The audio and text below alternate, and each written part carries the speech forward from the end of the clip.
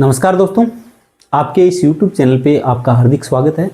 आज हम चर्चा करेंगे भारत के प्रधानमंत्री और मंत्रिपरिषद की। भारत में चूंकि संसदीय शासन प्रणाली अपनाई गई है, इसलिए यहाँ पर दोहरी कार्यपालिका अपनाई गई है।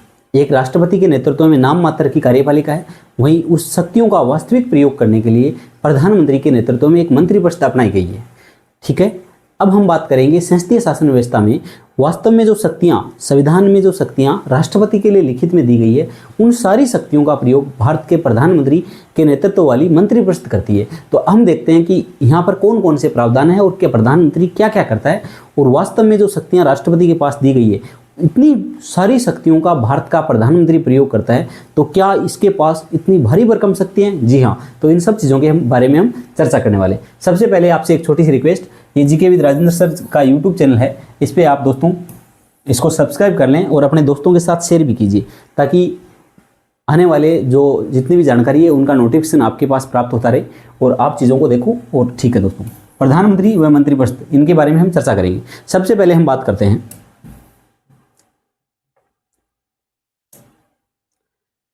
आप सभी को पता है भारत में राष्ट्रपति संसदीय शासन प्रणाली है। संसदीय शासन प्रणाली में दोहरी कार्यपालिका पाई जाती है।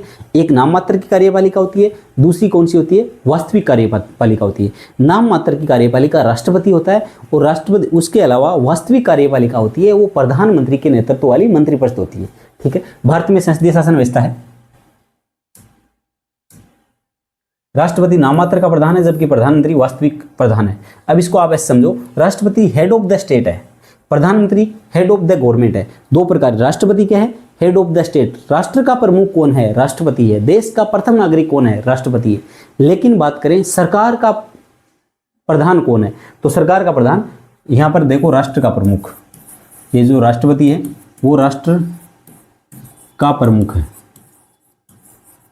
उसके अलावा बात करें प्रधानमंत्री है, वो सरकार का प्रमुख है। किसका प्रमुख है?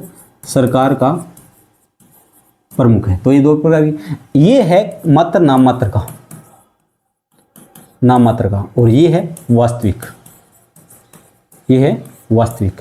भारत के प्रधानमंत्री ही सारा काम करते हैं, राष्ट्रपति केवल और केवल उनकी सिफारिश, राष्ट्रपति के साइन चलते हैं। कुल मिला के बात ये सारा काम है वो सरकार करती है। राष्ट्रपति डी जूरे अर्थात विधि सम्मत, विधि के अनुसार सारा काम कौन करते हैं? भारत के राष्ट्रपति करते हैं। डी फैक्टो, लेकिन तथ्य ये है कि वास्तव में सारा काम कौन करती है? भारत की सरकार, जो प्रधानमंत्री के नेतृत्व वाली सरकार करती है। प्रधानमंत्री की शक्तियों का भारतीय संविधान में कोई स्पष्ट उल्लेख नहीं है। प्रधानमंत्री को लेकर भारतीय संविधान में 74, 75 और 78 मात्र 3 ही अनुच्छेद है। राष्ट्रपति की शक्तियां प्रधानमंत्री ही प्रयोग करता है। लेकिन जो राष्ट्रपति को शक्तियां दी गई है, अनुच्छेद 52 से लेकर आगे तक आप बात करोगे 123 तक जो शक्तियां दी गई है राष्ट्रपति की, उन सारी शक्तियों का प्रयोग कौन करेगा? उन सारी शक्तियों का प्रयोग कौन करता है? भारत के प्रधानमंत्री करते हैं। ये पद ब्रिटिश व्यवस्था से लिया गया है, अर्थात भारत में जो संसदीय शासन व्यवस्था है, संसदीय शासन व्यवस्था, ये कहाँ से लिया गया है? ये यूके से लिया गया है, यूनाइटेड किंगडम ऑफ ब्रिटेन से लिया गया है। अब बात करते हैं कि भारत का जो प्रधानमंत्री है उसको लेकर विभिन्न, भारत के नहीं, आप देखोगे भारत का प्रधानमंत्री ब्रिटेन के प्रधानमंत्री के समतुल्य है। तो उस पद को लेकर विभिन्न विद्वानों के द्वारा कुछ कथन कहे गए हैं, उनके बारे में हम चर्चा कर लेते हैं। सबसे पहले बात करते हैं हम क्रॉसमैन की। क्रॉसमैन ने भारत के प्रधानमंत्री या प्रधानमंत्री पद के लिए क्या कहे? संसदीय व कैबिनेट सरकार को प्रधानमंत्री सरकार का है। जो क्रॉसमैन हैं, इन्होंने तो केवल और इन्होंने तो जो क्रॉसमैन हैं, इन्होंने तो जो संसदीय शासन व्यवस्था है उसको प्रधानमंत्री से ही नामित कर दिया कि प्रधानमंत्री है संसदीय शासन व्यवस्था में, और कोई कुछ चीज़ है ही नहीं, केवल प्रधानमंत्री है। पूरी शक्तियों का स्रोत कौन है? प्रधानमंत्री है। लॉर्ड मार्ले कहते हैं प्रधानमंत्री समानों में प्रथम। ये दोस्तों उस समय की बात है जब प्रधानमंत्री इतना पावरफुल नहीं हुआ करता था। ये 18वीं 19वीं शताब्दी की बात है। 19वीं शताब्दी में प्रधानमंत्री पावरफुल नहीं हुआ। प्रधानमंत्री सबसे ज़्यादा पावरफुल कब हुआ है? 20वीं शताब्दी में हुआ, जो प्रथम विश्व युद्ध हुआ, सेकेंड वर्ल्ड वार हुआ, उसके बाद में भारत के प्रधानमंत्रियों को भी देख सकते हो बहुत ज़्यादा पावर हो गए। वर्तमान में प्रधानमंत्री देखो, क्या आज वर्तमान के प्रधानमंत्री हैं मोदी जी, वो केवल और केवल समानों में प्रथम है क्या? उन सभी कैबिनेट मंत्रियों में केवल वो प्रथम ही है क्या समान में? या फिर सारे के सारे कैबिनेट मंत्री भारत के प्रधानमंत्री के बराबर है क्या? ऐसा कुछ नहीं है, किसी की औकात नहीं है बिल्कुल भी, सारे के सारे प्रधानमंत्री से। और वास्तव में प्रधानमंत्री वो नेता है जो चाहे तो सरकार किसी भी मंत्री को मंत्रिपरिषद से निकाल सकता है। और जब वो खुद इस्तीफा देता है तो पूरी मंत्रिपरिषद वो डूब सकती है, पूरी सरकार चली जाती है। तो समानों में प्रथम नहीं है, वो बहुत बड़ा पद है दोस्तों। इसके अलावा सर विलियम हार्टकोट, प्रधानमंत्री तारों के बीच में चंद्रमा है। विलियम हार्टकोट ने क्या बोला है कि प्रधानमंत्री तारों के बीच में चंद्रमा है, अर्थात जिस प्रकार चंद्रमा के बिना तारों की कोई औकात नहीं होती, चंद्रमा के बिना तारों से उजाला नहीं होता, इसी प्रकार प्रधानमंत्री के बिना सरकार शक्तिहीन है दोस्तों। सर आइवर्स जेनिंग्स ने क्या कहा है, ये बोल रहे हैं प्रधानमंत्री सूर्य के समान है जिसके चारों ओर ग्रह परिभ्रमण करते हैं, अर्थात सूर्य जो शक्ति का स्रोत है ब्रह्मांड में, इसी प्रकार संसदीय शासन व्यवस्था में प्रधानमंत्री है वो पूरी की पूरी शक्ति का स्रोत है दोस्तों। आइवर्स जेनिंग्स ने क्या है बात। इसके अलावा हेराल्ड जे लोस्की ये क्या कहते हैं, वह कैबिनेट के जीवन मृत्यु का केंद्र बिंदु है, और ये सच है। जब प्रधानमंत्री यदि त्यागपत्र देता है, ये त्यागपत्र दिया, किसको देगा त्यागपत्र, ये राष्ट्रपति को त्यागपत्र देगा।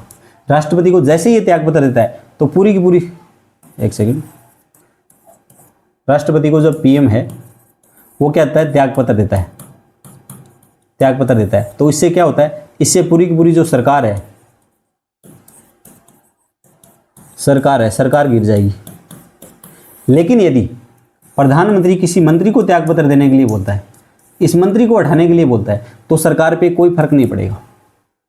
तो देख सकते हो आप कि प्रधानमंत्री के त्यागपत्र देने से पूरी सरकार गिर सकती है, जबकि एक मंत्री के जाने पे मंत्रिपरिषद पे कोई फर्क नहीं पड़ता। इस वजह से इनकी बात एकदम सही है, हेराल्ड जे लोस्की की बात एकदम सही है कि प्रधानमंत्री कैबिनेट की जीवन और मृत्यु का केंद्र बिंदु है। वो चाहेगा उसको रखेगा, वो चाहेगा उसको निकाल देगा, वो चाहेगा जब तक सरकार रहेगी, वो चाहेगा जब तक, तब सरकार गिर जाएगी।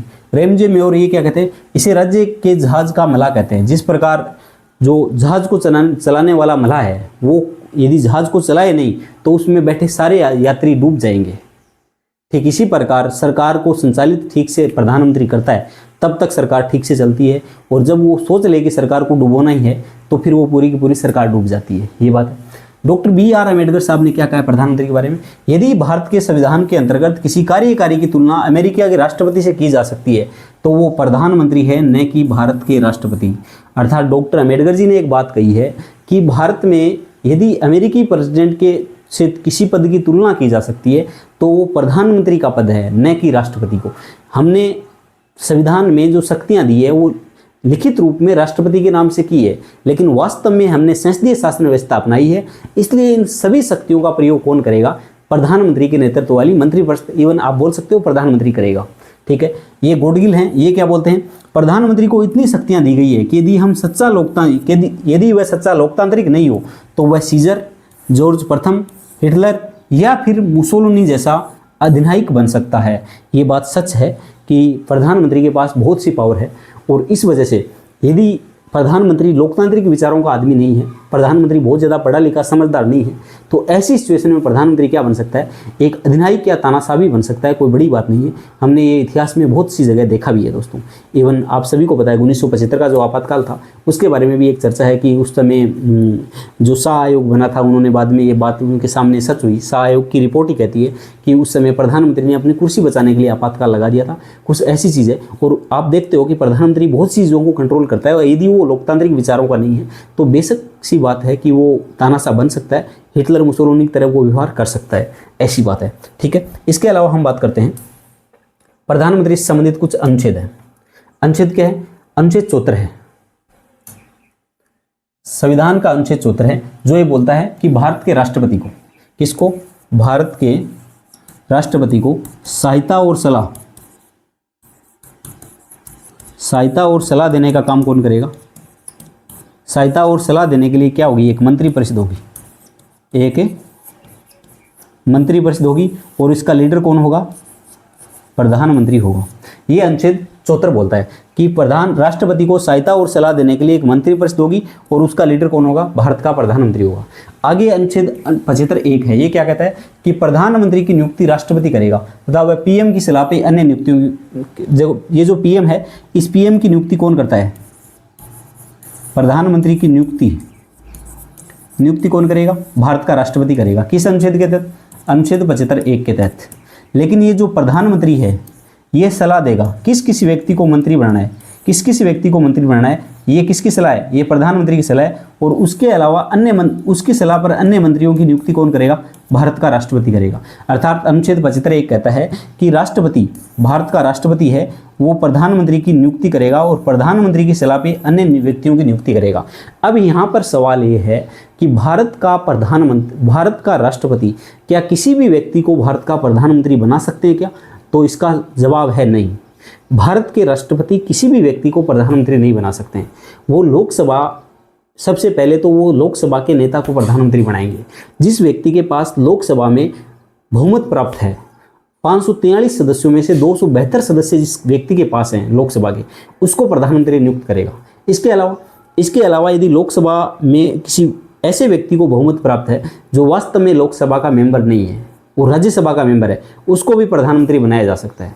उसके अलावा जो राज्यसभा या लोकसभा दोनों का ही मेंबर नहीं है, लेकिन उसको लोकसभा में बहुमत प्राप्त है या वो बहुमत प्राप्त सिद्ध करके दिखा सकता है, ऐसा भारत के राष्ट्रपति को अनुभूति होती है, उनको ऐसा अनुभव होता है कि ये व्यक्ति कर सकता है, तो उस व्यक्ति को राष्ट्रपति क्या करते हैं, प्रधानमंत्री नियुक्त कर सकते हैं। आप सभी को पता होगा जो भारत के राष्ट्रपति के द्वारा इवन जो मनमोहन सिंह जी थे 2004 में मनमोहन सिंह जी जब प्रधानमंत्री बने थे तब असम से राज्यसभा के सदस्य थे, अर्थात ये लोकसभा के मेंबर नहीं थे। इसके अलावा 1966 में इंदिरा गांधी प्रधानमंत्री बनी थी, उस समय वो राज्यसभा की सदस्य थी। इसके अलावा एस.टी. देवगौड़ा जब 1996 में प्रधानमंत्री बने थे तो वो भी क्या थे, राज्यसभा के मेंबर थे। इंदिरा गांधी, एस.टी. देवगौड़ा, मनमोहन सिंह ये लोकसभा के मेंबर नहीं थे, फिर भी वो प्रधानमंत्री रहे। इसके अलावा जो नरसिम्हा राव तो इवन अपनी संसद के सदस्य भी नहीं थे, तो ऐसी चीज़ भी हुई है। ठीक है, नरसिम्हा राव, एस.डी. देवगौड़ा की बात है, तो ठीक है, तो ये बात भी कई बार हो जाती है। ठीक है, इसके अलावा अनुच्छेद 75(5) प्रधानमंत्री सहित मंत्रियों को संसद के किसी भी सदन का सदस्य होना आवश्यक है। अब दोस्तों एक मामला आता है, Balaji Raghavan versus union of India का मामला है। उस मामले में सर्वोच्च न्यायालय ने स्पष्ट कहा है कि भारत में प्रधानमंत्री या मंत्री रहने के लिए क्या आवश्यक है, संसद के किसी भी सदन का सदस्य होना आवश्यक है, लेकिन उसके लिए छूट है कि वो 6 महीने तक, कितने महीने तक, 6 महीने तक बिना सदस्य रहे भी, क्या 6 महीने तक बिना सदस्य रहे भी क्या रह सकता है, मंत्री रह सकता है। लेकिन 6 महीने से अधिक समय हो गया तो ऐसी सिचुएशन में उसको क्या करना पड़ेगा, ऐसी सिचुएशन में उसको संसद मंत्री पद से हटाया जाएगा और उसको दोबारा वो तभी मंत्री बन सकता है जब वो संसद का सदस्य बनेगा। ऐसा तो फिर ऐसे हो जाएगा कि प्रधानमंत्री किसी व्यक्ति को मंत्री नियुक्त करने के लिए बोलेंगे राष्ट्रपति को, वो संसद का सदस्य नहीं है, 6 महीने से 5 दिन पहले उसको हटा देंगे, फिर दोबारा नियुक्त कर देंगे। तो इस प्रकार तो नियुक्ति करने में क्या दिक्कत है, एक ऑर्डर तो निकालने की जरूरत है, क्योंकि प्रधानमंत्री की सिफारिश पर राष्ट्रपति काम तो करेगा। तो ऐसी सिचुएशन में एक व्यक्ति लगातार बिना संसद का मेंबर रहे हुए भी क्या रह सकता है, मंत्री रह सकता है। लेकिन भारत के सर्वोच्च न्यायालय ने स्पष्ट किया है कि एक व्यक्ति बिना संसद का मंत्री रहे हुए क्या कर सकता है, मात्र 6 महीने तक मंत्री बन सकता है, उसके बाद में उसको संसद की सदस्यता अनिवार्य है। लेकिन ऐसा नहीं होगा कि एक व्यक्ति बार बार मंत्री बन सकता है, एक बार ही मंत्री बन सकता है बिना संसद की सदस्यता की। इसके अलावा अनुच्छेद 78 है, अनुच्छेद 78 भारत के प्रधानमंत्री को सूचना देने का कर्तव्य है। तो अनुच्छेद 78 है वो भारत के प्रधानमंत्री के कर्तव्य डिसाइड करता है, क्या करते हैं, भारत के प्रधानमंत्री के क्या क्या कर्तव्य होंगे ये डिसाइड कौन करता है, ये अनुच्छेद 78 करते हैं। जैसे क्या कर्तव्य है, सबसे पहले भारत के प्रधानमंत्री का अनुच्छेद 78(a) के तहत कर्तव्य है कि संघ के प्रशासन और विधान विषयक निर्णय है उनकी सूचना किसको देंगे, वो भारत के राष्ट्रपति को ये सूचना प्रेषित करेंगे। तो अनुच्छेद 78 ऐसा अनुच्छेद है जो भारत के प्रधानमंत्री को मंत्रिपरिषद है यहाँ पर और भारत की मंत्रिपरिषद और यहाँ पर राष्ट्रपति बैठे हैं और इस राष्ट्रपति और मंत्रिपरिषद के बीच में कड़ी कोई है तो वो भारत का प्रधानमंत्री है। मंत्रिपरिषद के द्वारा कोई भी निर्णय लिया गया है उस निर्णय की सूचना कौन देगा, राष्ट्रपति को। उस निर्णय की सूचना भारत के प्रधानमंत्री राष्ट्रपति को प्रेषित करेंगे। मंत्रिपरिषद ने कोई विधान विषयक या प्रशासन से संबंधित कोई निर्णय लिया है, सरकार ने कोई प्रशासन से संबंधित निर्णय लिया है, उसकी भी सूचना राष्ट्रपति को अनुच्छेद 78 के तहत कौन देगा, भारत के प्रधानमंत्री देंगे। संघ के प्रशासन विधान विषयक निर्णयों को सूचना राष्ट्रपति को प्रधानमंत्री देता है। राष्ट्रपति कोई भी जानकारी मांगे तो ऐसी जानकारी किसको देंगे, राष्ट्रपति को ये जानकारी कौन देगा, भारत का प्रधानमंत्री देगा। अनुच्छेद 78C ये कहता है किसी मंत्री ने निर्णय लिया है लेकिन मंत्रिपरिषद ने विचार नहीं किया है तो राष्ट्रपति चाहे तो पीएम से उसे मंत्रिपरिषद के समक्ष रखने को बोल सकते हैं। माना कि भारत के जो एजुकेशन मंत्री हैं अभी धर्मेंद्र प्रधान, तो उन्होंने कोई निर्णय लिया है, धर्मेंद्र प्रधान ने कोई निर्णय लिया, जैसे कि एनसीईआरटी में, हालांकि एक पूरी ये बोर्ड के द्वारा तय की जाती है, लेकिन वो कोई भी बड़ा निर्णय उन्होंने लिया है तो उस निर्णय को अभी तक राष्ट्रपति को ऐसी सूचना लगी है कि उन्होंने निर्णय ले लिया लेकिन अभी तक मंत्रिपरिषद में उस पर विचार विमर्श नहीं हुआ है। तो राष्ट्रपति क्या करेंगे? राष्ट्रपति द्रौपदी मुर्मू जी क्या बोलेंगे? प्रधानमंत्री को बोलेंगे इस निर्णय के जो शिक्षा मंत्री के द्वारा निर्णय लिया गया है उसको आप मंत्रिपरिषद में विचार विमर्श करने के लिए रखवाइए। ऐसी सिचुएशन में प्रधानमंत्री उस मंत्री को बोलेंगे कि आपने जो निर्णय लिया है वो निर्णय क्या करो, वो मंत्रिपरिषद के समक्ष आप विचार विमर्श के लिए रखो, और मंत्री को ये सब करना पड़ेगा क्योंकि राष्ट्रपति ने ये चीज़ की है। तो यहाँ पर राष्ट्रपति के विशेषाधिकार और प्रधानमंत्री के कर्तव्य हैं। आप ऐसा कह सकते हो कि शासन से संबंधित अनुच्छेद जो 78 है उसमें भारत के राष्ट्रपति के तो विशेषाधिकार दिए गए हैं और प्रधानमंत्री के कर्तव्य दिए गए हैं। राष्ट्रपति को अधिकार है, विशेषाधिकार है, वो सूचना प्राप्त करने के लिए मांग करेगा और प्रधानमंत्री का ये कर्तव्य है कि वो सूचना उनको प्रेषित करेंगे। तो ये अनुच्छेद 78 आप थोड़ा सा ध्यान में रखना, ठीक है। आगे, प्रधानमंत्री की नियुक्ति, योग्यता व कार्यकाल। प्रधानमंत्री की नियुक्ति करने के लिए क्या प्रावधान है, उसकी योग्यता क्या है और उनका कार्यकाल कितना होता है, ये सब परिस्थितियों पर निर्भर है। सबसे पहले बात, प्रधानमंत्री की कोई योग्यता नहीं है। जनप्रतिनिधित्व अधिनियम के तहत वो संसद का सदस्य बनने के लिए योग्य होना चाहिए, अर्थात 25 साल उम्र होनी चाहिए, भारत का नागरिक होना चाहिए, पागल दिवालिया नहीं होना चाहिए, उसका भारत में वोटिंग का राइट तो होना ही चाहिए, वो जन्म से हो या नहीं हो, कोई भारत की नागरिकता होनी चाहिए उसके पास। अर्थात जो जनप्रतिनिधित्व अधिनियम 1951 है, जो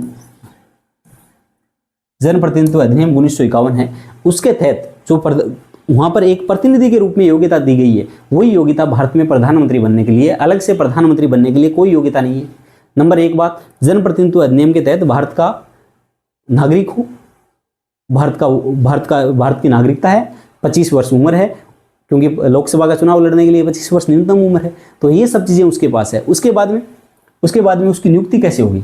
नियुक्ति कैसे? भारत का राष्ट्रपति चाहेगा कि ये व्यक्ति लोकसभा में बहुमत सिद्ध कर सकता है, उस व्यक्ति को कर देगा, नियुक्ति कर देगा प्रधानमंत्री के रूप में। और दूसरी बात उसका कार्यकाल क्या होगा? कार्यकाल दोस्तों, प्रधानमंत्री और मंत्रिपरिषद का कार्यकाल संसद के बहुमत पे टिका हुआ है।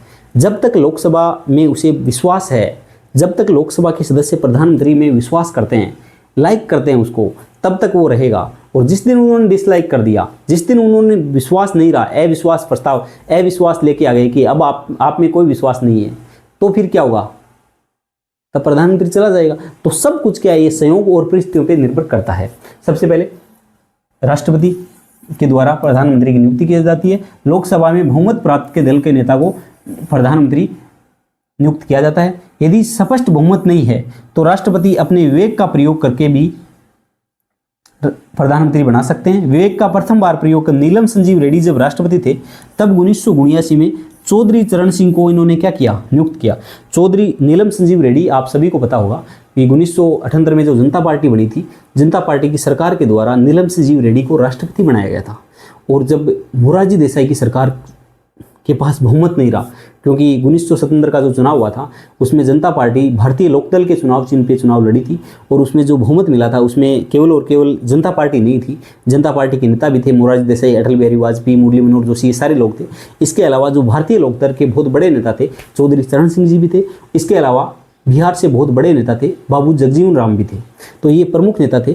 अब जैसे ही सरकार बनी, तब तक तो इनको 295 सीटों में बहुमत मिला और इनकी सरकार बन गई। लेकिन सरकार बनने के बाद में पद को लेकर, पावर को लेकर, इनके बीच में कुर्सी को लेकर आपस में खींचतान होने लगी थी। और ऐसी सिचुएशन में मात्र 1.5 साल के भीतर ही बहुत से प्रधानमंत्री मोरारजी देसाई और गृह मंत्री चौधरी चरण सिंह के बीच में बहुत से पावर को लेकर कॉन्फ्लिक्ट सामने आने लगे थे। और 1.5 साल के भीतर ही मोरारजी देसाई को क्या, सरकार को बहुमत नहीं रहा, क्योंकि चौधरी चरण सिंह जी क्या अलग हो गए थे, बाबू जगजीवन राम जी अलग हो गए थे। तो ऐसी सिचुएशन में किसी भी पार्टी को बहुमत नहीं रहा। चौधरी चरण सिंह मोरारजी देसाई ने जाके क्या दे दिया? इस्तीफा दे दिया। अब क्या हुआ? अब उस समय भारत के राष्ट्रपति कौन थे? नीलम संजीव रेड्डी थे।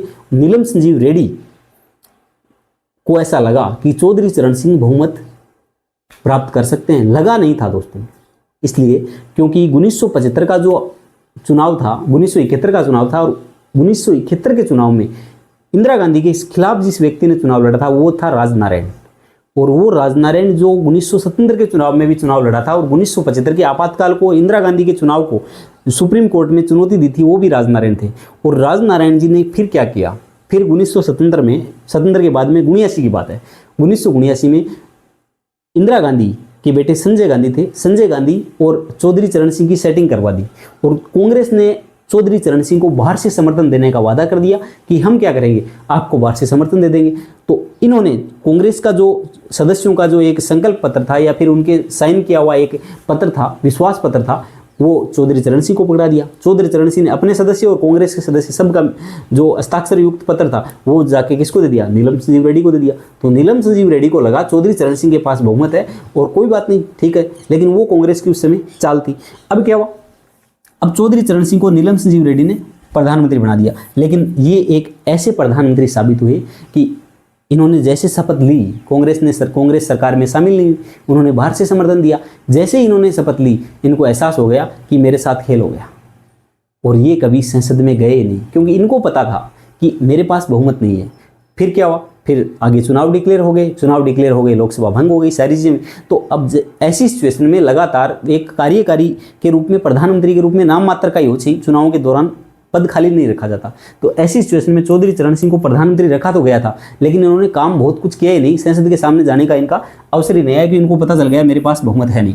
तो ये प्रथम बार विवेक का प्रयोग करके इनको बनाया। 1984 में इंदिरा गांधी की जब हत्या हो गई थी, 31 अक्टूबर 1984 को इंदिरा गांधी की हत्या हुई, तब उनके बेटे राजीव गांधी को, उस समय के भारत के प्रधानमंत्री कौन थे, ज्ञानी जैल सिंह थे। तो ज्ञानी जैल सिंह ने क्या किया, उस समय के प्रधानमंत्री ज्ञानी जैल सिंह ने क्या किया, राष्ट्रपति ज्ञानी जैल सिंह ने क्या किया, राजीव गांधी को प्रधानमंत्री बना दिया, क्योंकि इनके पास बहुमत होगा। तो ये भी विवेक का प्रयोग। इंदिरा गांधी की हत्या के बाद ज्ञानी जैल सिंह ने तत्काल राजीव गांधी को पीएम नियुक्त किया। एक व्यक्ति जो किसी सदन का सदस्य नहीं हो वह 6 माह तक पीएम रह सकता है। उदाहरण है एसडी देवगौड़ा। एसडी देवगौड़ा क्या है, मैंने पहले थोड़ी देर पहले बताया था आपको, नरसिम्हा राव के बारे में उस गलती से बता दिया गया, हालांकि एसडी देवगौड़ा थे। एसडी देवगौड़ा क्या थे, उस टाइम प्रधानमंत्री बने थे, उस टाइम किसी भी सदन के सदस्य नहीं थे। ये कर्नाटक विधानसभा के सदस्य थे। क्या थे, कर्नाटक विधानसभा के सदस्य थे।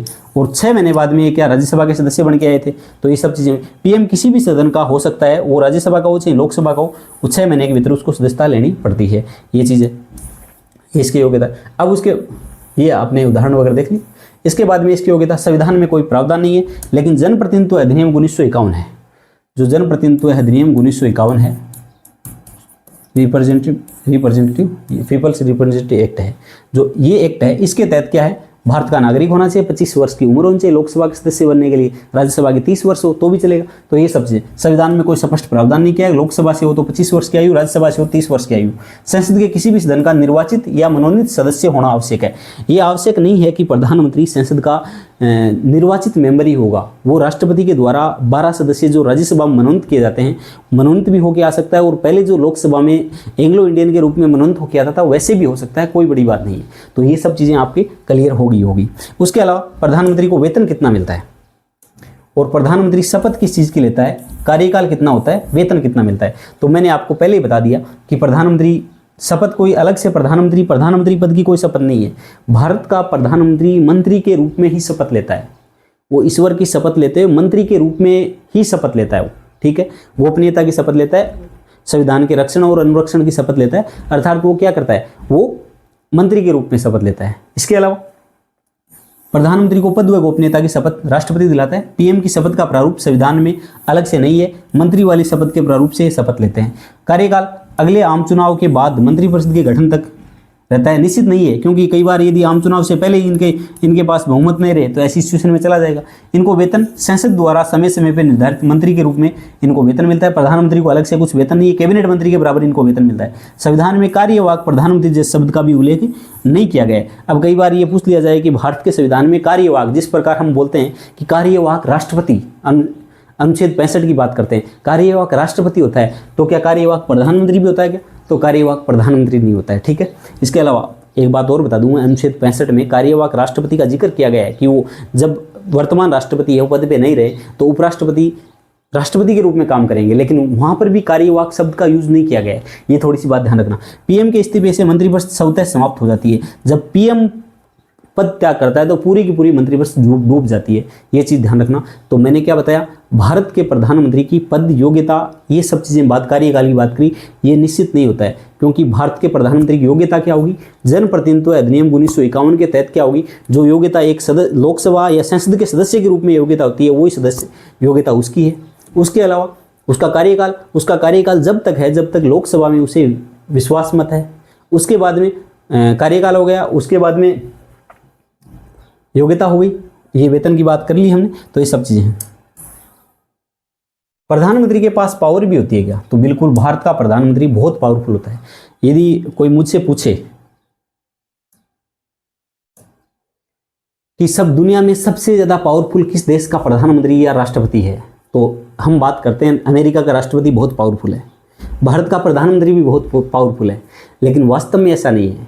अमेरिका का राष्ट्रपति इसलिए पावरफुल हो जाता है क्यों वो दुनिया के सबसे पावरफुल राष्ट्र का राष्ट्रपति है, जबकि संविधान में वहाँ पर उसके पास इतनी पावर नहीं है।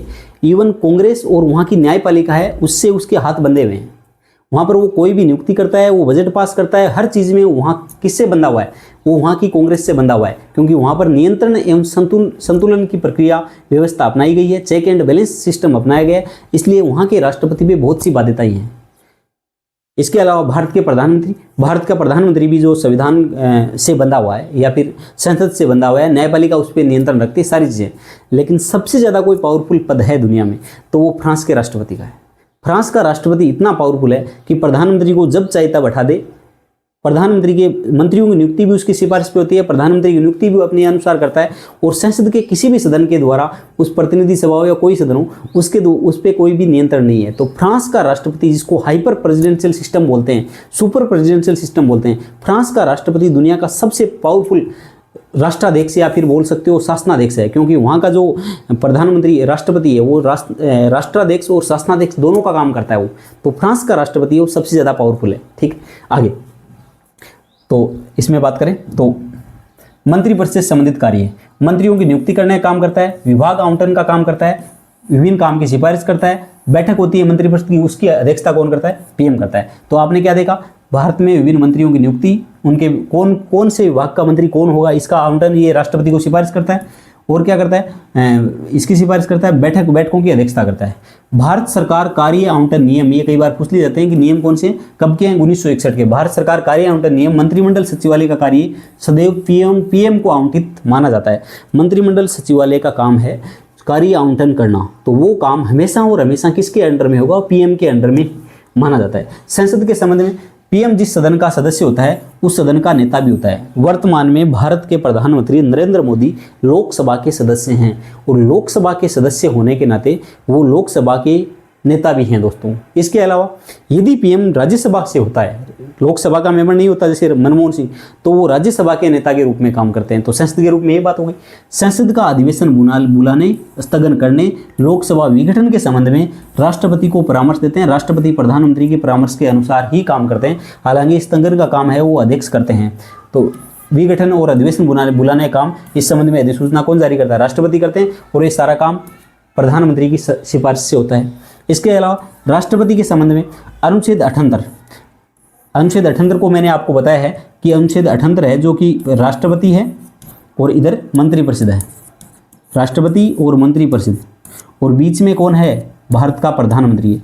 तो ये अनुच्छेद 78 है, ये क्या करता है, राष्ट्रपति के तो विशेषाधिकार है, इसमें राष्ट्रपति के तो क्या हैं, विशेषाधिकार हैं, और प्रधानमंत्री के क्या हैं, कर्तव्य हैं। क्या डिसाइड करता है, प्रधानमंत्री के कर्तव्य डिसाइड करता है। राष्ट्रपति किसी भी सूचना को मांगता है तो सारी की सारी सूचना प्रधानमंत्री प्राप्त कराता है, ये अनुच्छेद 78 में कहा गया है दोस्तों। ठीक है, राष्ट्रपति द्वारा की जाने वाली नियुक्तियां, चाहे वो केक की नियुक्ति हो, अनुच्छेद 148 से 151 भारत में कंट्रोलर एंड ऑडिटर जनरल का पद का प्रावधान है, चाहे भारत के अनुच्छेद 76 के तहत महान्यायवादी की नियुक्ति हो, चाहे यूपीएससी के अध्यक्ष और सदस्यों की नियुक्ति हो, चाहे 280 के तहत वित्त आयोग और उनके सदस्य की नियुक्ति हो, वो सारा का सारा काम कौन करता है, भारत के प्रधानमंत्री की सिफारिश पर करता है। इतना ही नहीं, और भी बहुत सारा काम, सारी नियुक्तियां होती है वो राष्ट्रपति प्रधानमंत्री की सिफारिश से होती है। इवन आप बात करते हो जो चुनाव आयोग है, उसके जो मुख्य चुनाव आयुक्त है या फिर अन्य चुनाव आयुक्त है, उन सब की नियुक्ति भी कौन करता है, प्रधानमंत्री की सिफारिश पे ही होती है चीज़ें। आगे, प्रधानमंत्री कुछ विभिन्न निकायों का अध्यक्ष भी होता है। भारत का प्रधानमंत्री है वो निम्न निकायों का क्या होता है, अध्यक्ष भी होता है। सबसे पहले बात करें नीति आयोग।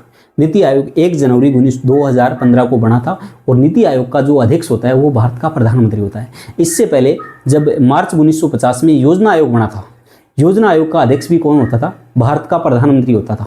ठीक है, ये बात है। इसके अलावा अनुच्छेद 263 के तहत अंतर्राज्यीय परिषद बनती है। अंतर्राज्यीय परिषद का अध्यक्षता कौन करता है, भारत का प्रधानमंत्री करता है। राष्ट्रीय एकता परिषद, इसका भी अध्यक्ष कौन है, भारत का प्रधानमंत्री होता है। वैज्ञानिक एवं औद्योगिक अनुसंधान परिषद है, इसका भी अध्यक्ष कौन है, भारत का प्रधानमंत्री है। एक राष्ट्रीय सुरक्षा समिति व परिषद है, उसका भी अध्यक्ष भारत का प्रधानमंत्री। राष्ट्रीय जल संसाधन परिषद, इसका भी अध्यक्ष कौन, भारत का प्रधानमंत्री। और सत्तारूढ़ दल का नेता तो होता ही होता है। इसके अलावा एक जो विश्वविद्यालय है, ये देखना आप, विश्व भारती विश्वविद्यालय एवं शांति निकेतन का कुलाधिपति जो चांसलर होता है, ये भी प्रधानमंत्री होता है, जो कि एक आपके लिए हो सकती है नई बात हो, क्योंकि सामान्यतः चांसलर होते हैं वो राज्यपाल या फिर राष्ट्रपति या फिर ऐसे लोग होते हैं। तो जो भारतीय विश्वविद्यालय शांति निकेतन का कुलाधिपति कौन होता है, भारत का राष्ट्रपति होता है। इसके अलावा जो तीनों सेना है, इनका राजनीतिक प्रमुख कौन होता है, भारत का राष्ट्रपति होता है। हालांकि सेनाओं का संवैधानिक प्रमुख है वो राष्ट्रपति जरूर होता है, वहीं राजनीतिक प्रमुख भारत का प्रधानमंत्री होता है। सेना का पूरा कंट्रोल है वो प्रधानमंत्री के हाथ में होता है। तो आप ध्यान रखना, नीति आयोग हो, चाहे अंतर्राज्यीय परिषद हो, चाहे राष्ट्रीय एकता परिषद हो, वैज्ञानिक एवं औद्योगिक अनुसंधान परिषद हो, राष्ट्रीय सुरक्षा समिति परिषद हो, राष्ट्रीय जल संसाधन परिषद हो, सत्तारूढ़ दल का नेता हो, और विश्व भारती शांति निकेतन का कुलाधिपति हो, या फिर तीनों सेनाओं का राजनीतिक प्रमुख, ये सारे काम क्या करता है, आपके भारत के राष्ट्रपति प्रधानमंत्री के द्वारा, प्रधानमंत्री इनका क्या होता है, अध्यक्ष होता है। ठीक है, इसके अलावा जो अब इसके बात करते हैं पीएमओ की। पीएमओ है क्या, जो प्राइम मिनिस्टर ऑफिस है, इसका इतिहास के बारे में थोड़ी सी हम चर्चा कर लेते हैं।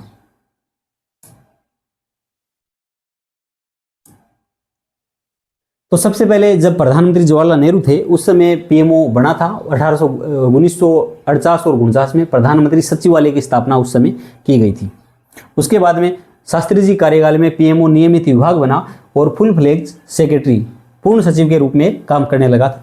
1966 से 67 इंदिरा गांधी के काल में जो पीएमओ की शक्तियों में अत्यधिक केंद्रीकरण हुआ और इनकी शक्तियां बहुत ज़्यादा बढ़ गई थी। पीएमओ का हर शासन के हर विभाग में हस्तक्षेप बढ़ गया था। और जून 1917 में मोरारजी देसाई के काल में प्रधानमंत्री कार्यालय कार्यकाल में पीएमओ का नाम क्या हो गया था, प्रधानमंत्री कार्यालय हो गया था। और आजकल दोस्तों आपको पता है आजकल इसका नाम चेंज करके क्या कर दिया गया है, लोक भवन कर दिया गया है क्या। और जो ये रोड का नाम इसको कर दिया गया है, रेड क्रॉस रोड को कर्तव्य पथ कर दिया गया है, कर्तव्य पथ कर दिया गया है। तो ये थोड़ी सी चीज़ आप भी ध्यान रखना। पीएमओ के काम क्या है, पीएमओ को विभिन्न विभागों के मंत्रालयों के कार्य संपन्न करने में सहायता देता है। जितने भी विभाग है, जितने भी मंत्रालय हैं, उन सब का काम कहाँ होता है, पीएमओ में होता है। पीएमओ शक्ति की एक धुरी है। दिल्ली में सबसे बात करें तो पावर की बात करें, पावर में सबसे आकर्षण का केंद्र है वो है पीएमओ। पीएम को विभिन्न विभागों मंत्रालयों के कार्य संपन्न करने में सहायता देता है। पीएम के कार्य व उत्तरदायित्व से संबंधित प्रकरणों का निस्तारण करता है। भारत के प्रधानमंत्री की विदेश यात्राओं, दौरों और जनसंपर्क से संबंधित काम करता है। विभिन्न प्रकार की शिकायत है, गंभीर प्रकरण है या नीतिगत मामलों की छानबीन करने का काम भी करता है।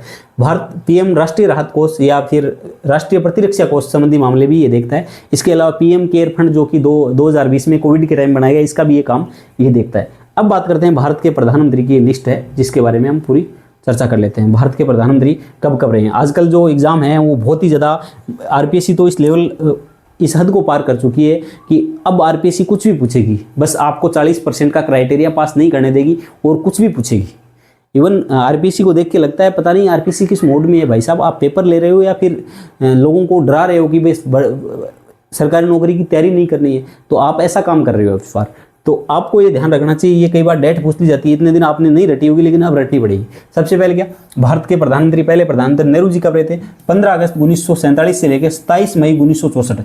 जब तक इनकी डेथ नहीं होगी 27 मई 1964 को, तब तक लगातार भारत के क्या रहे, प्रधानमंत्री रहे। नेहरू जी भारत के प्रधानमंत्री नहीं, ये भारत के पहले विदेश मंत्री और प्रधानमंत्री दोनों के रूप में इन्होंने काम किया है। इसके बाद में नेहरू जी की जैसी मृत्यु हुई तो कांग्रेस पार्टी में सीनियर मोस्ट व्यक्ति ये थे गुलजारी लाल नंदा। तो इनको 27 मई से 9 जून 1964 तक क्या बनाया गया, ये 14-15 दिन कार्यवाहक प्रधानमंत्री बनाया गया।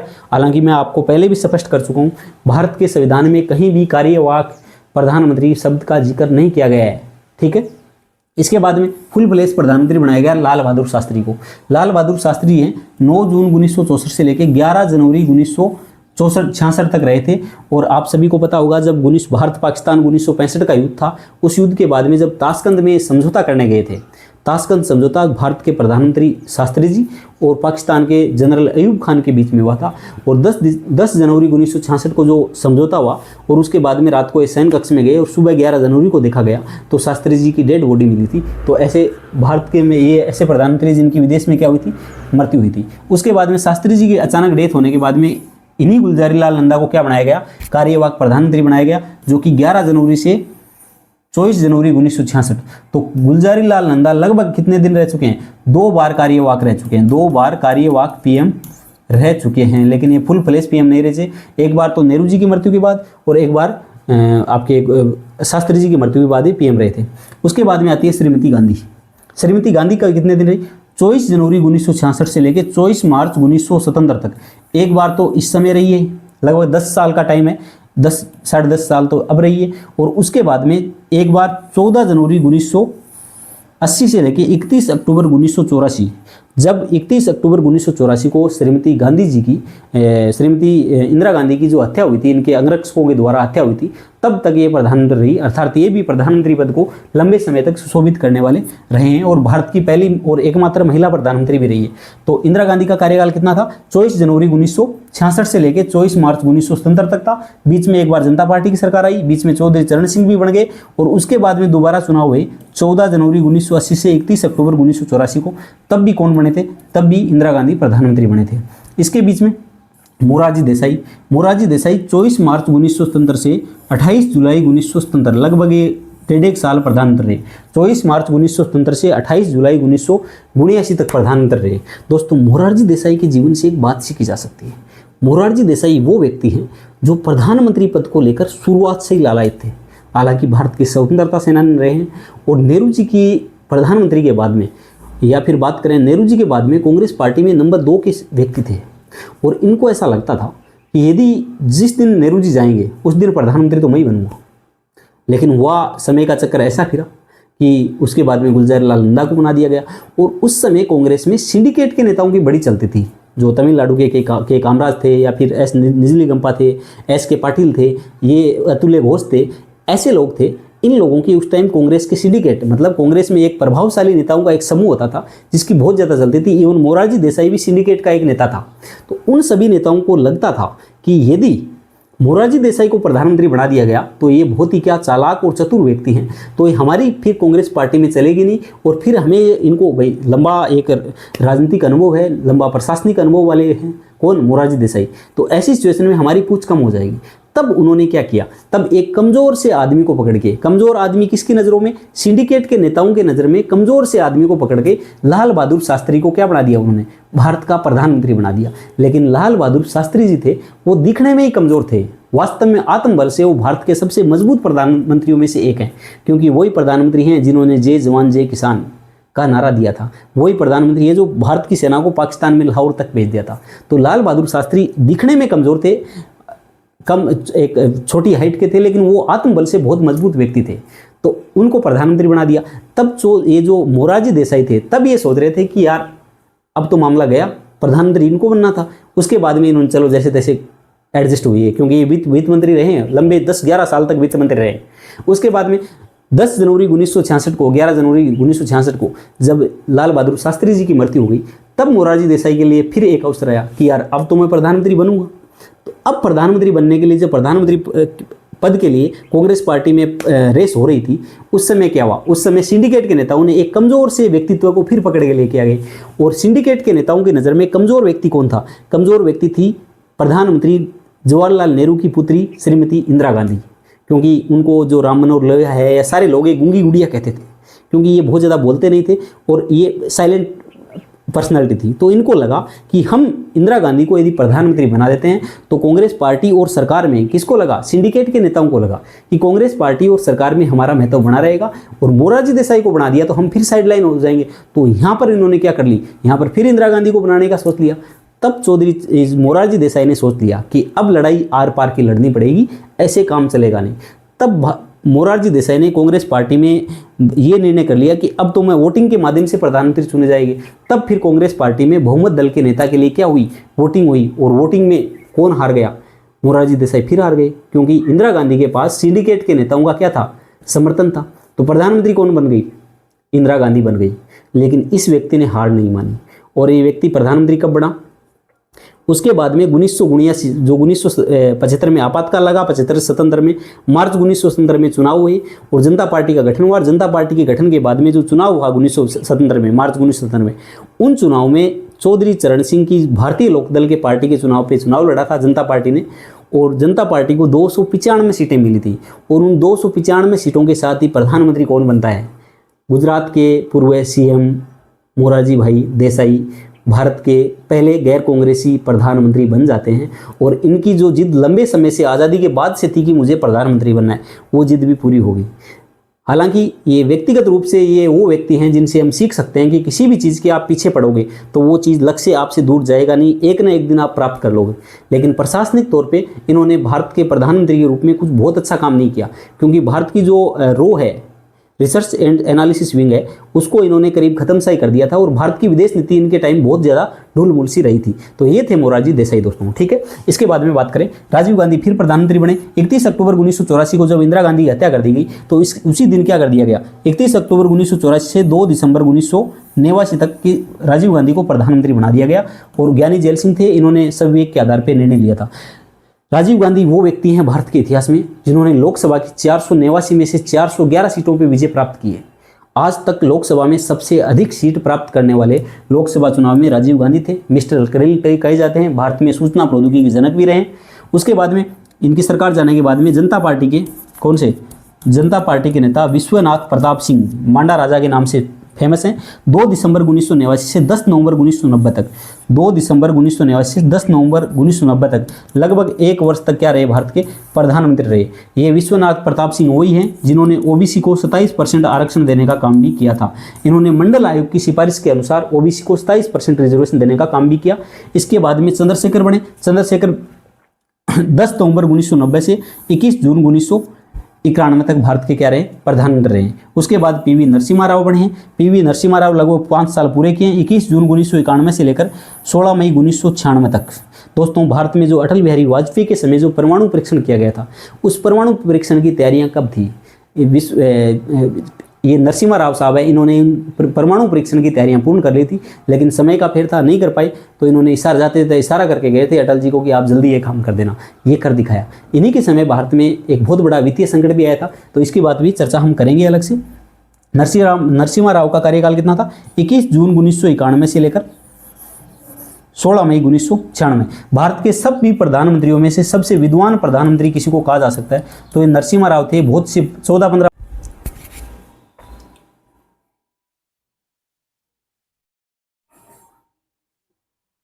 हाँ, तो हम बात कर रहे थे भारत के प्रधानमंत्रियों की, और हमने देखा था पीवी नरसिम्हा राव थे। इनका कार्यकाल 21 जून 1991 से 16 मई 1996 को रहा था। और पीवी नरसिम्हा राव के कार्यकाल में ही भारत ने परमाणु परीक्षण किया था, भारत के बीओपी संकट भी आया था। इन सब चीज़ों के बारे में चर्चा की। अटल बिहारी वाजपेयी, इनका कार्यकाल 16 मई 1996 से 1 जून 1916, ये 13 दिन का कार्यकाल रहा। उसके बाद में दूसरी बार ये प्रधानमंत्री बने थे 19 मार्च 1998 से 22 मई 2004 तक। इस बार दूसरी बार 13 महीने का कार्यकाल रहा, और तीसरी बार ये लगभग 5 वर्ष कार्यकाल इन्होंने पूरा किया था। उसके बाद में एच.डी. देवगौड़ा प्रधानमंत्री बने। ये 1 जून 1996 से 21 अप्रैल 1997 तक रहे थे। इंद्र कुमार गुजराल जो कि एक प्रशासक भी थे और ये भारत के विदेश मंत्री भी रहे हैं, और इन्होंने विदेश मंत्री रहते गुजराल डॉक्ट्रिन दिया था जो कि पड़ोसी भारतीय हैं उनको प्राथमिकता देने के लिए। 21 अप्रैल 1993 से 19 मार्च 1998 अटल बिहारी वाजपेयी का बता दिया। डॉक्टर मनमोहन सिंह जी है 22 मई 2004 से लेकर 26 मई 2014 तक रहे, और वर्तमान प्रधानमंत्री नरेंद्र मोदी है जो कि 26 मई 2014 से लेकर वर्तमान तक प्रधानमंत्री हैं। इनके अलावा कुछ विशेष तथ्य हैं, वो देख लेते हैं।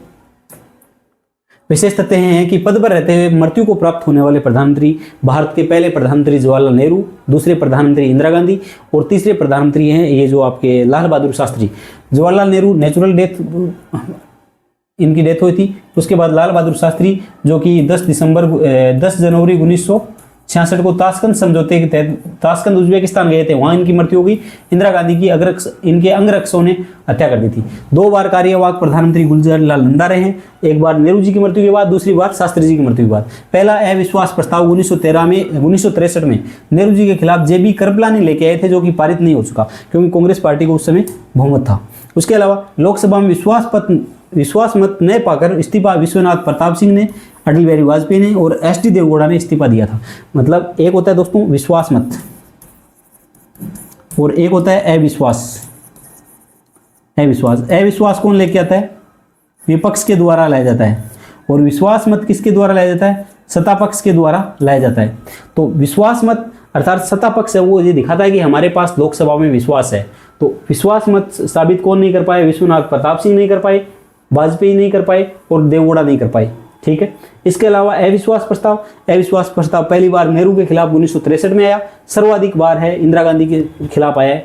और ये विपक्ष के द्वारा दोनों इस सिचुएशन में क्या होता है? सरकार को त्यागपत्र देना पड़ता है, सरकार क्या हो जाती है? सरकार हट जाती है दोनों सिचुएशन में। इसके अलावा इस्तीफा देने वाले प्रथम प्रधानमंत्री मोरारजी देसाई, जो कि भारत के पहले गैर कांग्रेसी प्रधानमंत्री भी रहे हैं। सबसे कम आयु के पीएम राजीव गांधी 40 वर्ष में भारत के प्रधानमंत्री बन गए थे। सबसे लंबे कार्यकाल तक प्रधानमंत्री जवाहरलाल नेहरू रहे हैं। पीएम बनने से पूर्व कोई अनुभव राजीव गांधी चंद्रशेखर को नहीं था। पूर्व मुख्यमंत्री भी कौन रहे हैं? मोरारजी देसाई, चरण सिंह, पीवी नरसिम्हा राव, देवगौड़ा, नरेंद्र मोदी। दोस्तों भारत के 6 ऐसे मुख्य प्रधानमंत्री हैं जो प्रधानमंत्री बनने से पहले क्या रहे हैं? मुख्यमंत्री। जैसे मोरारजी देसाई प्रधानमंत्री बने थे, उससे पहले गुजरे इसके बम्बई के मुख्यमंत्री रह चुके थे। उसके बाद में चौधरी चरण सिंह, ये पहले उत्तर प्रदेश के मुख्यमंत्री थे। विश्वनाथ प्रताप सिंह उत्तर प्रदेश के मुख्यमंत्री थे। पीवी नरसिम्हा राव आंध्र प्रदेश के मुख्यमंत्री थे। एस.डी. देवगौड़ा कर्नाटक के मुख्यमंत्री थे। नरेंद्र मोदी ये क्या है? गुजरात के मुख्यमंत्री थे। ये चीज़ें ठीक है। इसके अलावा हम पीएम बनते समय संसदीय सदस्य कौन नहीं थे? ये नहीं थे। राज्यसभा सदस्य के रूप में पीएम बने, ये एस.डी. देवगौड़ा है दोस्तों। राज्यसभा सदस्य के रूप में पीएम बने इंदिरा गांधी 1966 में, एस.डी. देवगौड़ा 1996 में, इंद्र कुमार गुजराल 1993 में, मनमोहन सिंह 2004 में। अर्थात भारत के ऐसे 4 प्रधानमंत्री रहे हैं जो प्रधानमंत्री बनते समय राज्यसभा के मेंबर थे। इंदिरा गांधी जब 1966 में प्रधानमंत्री बनी थी उस समय राज्यसभा की मेंबर थी। मनमोहन सिंह जब 2004 में प्रधानमंत्री बने थे उस समय राज्यसभा के मेंबर थे। उसके अलावा इंद्र कुमार गुजराल 1993 मुख्य प्रधानमंत्री बने, उस समय राज्यसभा के मेंबर थे। और ये एस.डी. देवगौड़ा ये भी क्या थे? राज्यसभा के मेंबर थे, ध्यान रखना। इसके अलावा प्रधानमंत्रियों का संक्षिप्त परिचय भी हम देख सकते हैं। नेहरू जी भारत के पहले विदेश मंत्री, भारत के पहले प्रधानमंत्री और सबसे लंबे समय तक प्रधानमंत्री रहने वाले व्यक्ति हैं जवाहरलाल नेहरू, जिनको आधुनिक भारत का निर्माता भी कहा जाता है। जो कहते थे कि आधुनिक भारत के मंदिर हैं, अर्थात आधुनिक भारत का कल्याण होगा वो साइंस टेक से मित्रता करने वालों का होगा, और आधुनिक भारत का विकास होगा शिक्षा और एजुकेशन हेल्थ में इन्वेस्टमेंट करने से। तो इन्होंने ये सब चीज़ें की है। इनका कार्यकाल 15 अगस्त 1947 से लेकर 27 मई 1964 तक रहा है। और दूसरी बात, कैम्ब्रिज से नेचुरल साइंस में इन्होंने डिग्री की है। भारत के प्रथम और सर्वाधिक काल तक पीएम रहे। 1929 में कांग्रेस पार्टी के अध्यक्षता पद से भाषण देते हुए लाहौर अधिवेशन 1929 से भारत में पहली बार स्वतंत्रता या स्वाधीनता दिवस मनाने का इन्होंने लक्ष्य किया। और 1929 में लाहौर में रावी नदी के तट से अध्यक्षीय पद से भाषण देते हुए इन्होंने बात कही कि आने वाले 26 जनवरी को उससे आगे प्रतिवर्ष भारत को जब तक स्वाधीनता प्राप्त नहीं हो जाए तब तक भारत प्रतिवर्ष क्या मनाएगा? स्वतंत्रता दिवस मनाता रहेगा। तो ये पूर्ण स्वराज का इन्होंने लक्ष्य रखा था। इसके बाद इंडिपेंडेंस फॉर इंडिया लीग की इन्होंने स्थापना की। डिस्कवरी ऑफ इंडिया इन्होंने किताब लिखी है। और 9 बार कारावास का सामना किया। लगभग 7-8 साल इन्होंने जेल में बिताए हैं। डिस्कवरी ऑफ इंडिया इनकी सबसे बहुत बड़ी किताब है, जो लगभग 4,500-5 हज़ार पेज की किताब है, जो कि इन्होंने जेल में लिखी थी। इसके अलावा देश के प्रथम पीएम व सर्वाधिक निरंतर कार्य करने वाले प्रधानमंत्री रहे। 1963 में इनके खिलाफ पहली बार अविश्वास प्रस्ताव आया था, जिनके खिलाफ ये पारित नहीं हो सका था। इसके बाद में आता है लाल बहादुर शास्त्री जी।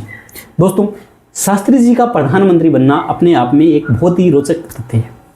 दोस्तों जब शास्त्री जी प्रधानमंत्री बने थे उस समय कांग्रेस पार्टी भी नाजुक दौर से गुजर रही थी, क्योंकि एक बहुत बड़ा लीडर था नेहरू जी के बाद क्या होगा ये चिंता थी। देश विदेश के लोगों को चिंता थी, भारत के कांग्रेस पार्टी को चिंता थी।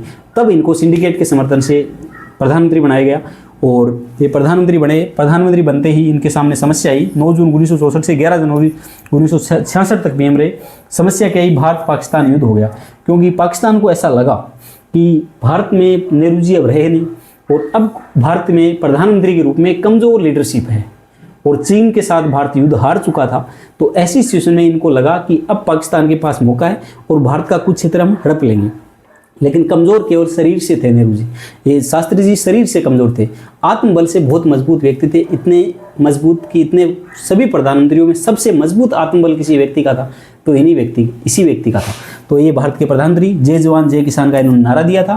ताशकंद समझौता जो 10 जनवरी 1966 को उज्बेकिस्तान की राजधानी ताशकंद में जो समझौता हुआ था वो युद्ध के बाद में पाकिस्तान के अयूब खान और भारत के शास्त्री जी के बीच में हुआ था। किसके बीच में? शास्त्री जी के बीच में समझौता हुआ था और इस समझौते के बाद में रात को ये सैन्य कक्ष में गए, सुबह इनकी डेड बॉडी ही आई थी दोस्तों। तो ये वहाँ पर विदेश में मृत्यु होने वाले एकमात्र प्रधानमंत्री। 1958 में रेल दुर्घटना की नैतिक जिम्मेदारी लेते हुए इन्होंने रेल मंत्री के पद से इस्तीफा दे दिया। दोस्तों शास्त्री जी ऐसे व्यक्ति थे, शायद उड़ीसा के क्षेत्र में कोई रेल दुर्घटना हुई थी, इसमें लगभग 300 लोग मारे गए थे और उनकी नैतिक जिम्मेदारी लेते हुए कि मैं रेल मंत्री हूं और मेरी जिम्मेदारी बनती है कि कोई भी घटना होती है तो उसकी मेरी नैतिक जिम्मेदारी है, और इन्होंने इस्तीफा दे दिया। दोस्तों सोच के देखो आज ऐसा होता है, कितने पुल गिर रहे हैं, कितने रेल के एक्सीडेंट हो रही है, कितने लोग मर रहे हैं, किसी मंत्री को कोई फिक्र नहीं है, नैतिकता खत्म हो चुकी है। ठीक है, आगे शास्त्री की उपाधि विद्यापीठ के द्वारा प्रदान की गई थी।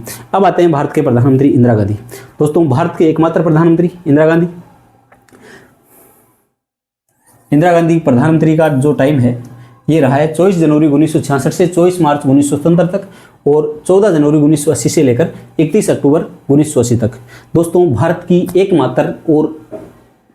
की पहली और एकमात्र महिला प्रधानमंत्री इंदिरा गांधी सबसे पहले 1966 में प्रधानमंत्री बनी, उसके बाद में 77 तक लगातार रही। उसके बाद में बीच में गैर कांग्रेस सरकार मोरारजी देसाई और चौधरी चरण सिंह रहे और उसके बाद में 1980 में फिर चुनाव हुए। उन चुनावों में इंदिरा गांधी फिर प्रधानमंत्री बनी और 31 अक्टूबर 1984 उनकी मृत्यु तक वो प्रधानमंत्री रही। इंदिरा गांधी वो महिला थी जिसने अपने पड़ोसी देश पाकिस्तान के टुकड़े ही नहीं किए, इनकी रणनीतिक तौर से या वैश्विक छवि को बहुत ज़्यादा नुकसान पहुंचाया। आप सभी को पता होगा कि 1971 में भारत और पाकिस्तान के बीच में युद्ध हुआ था और 1900 इससे पहले जाएं तो 1969 और 70 की बात है, जब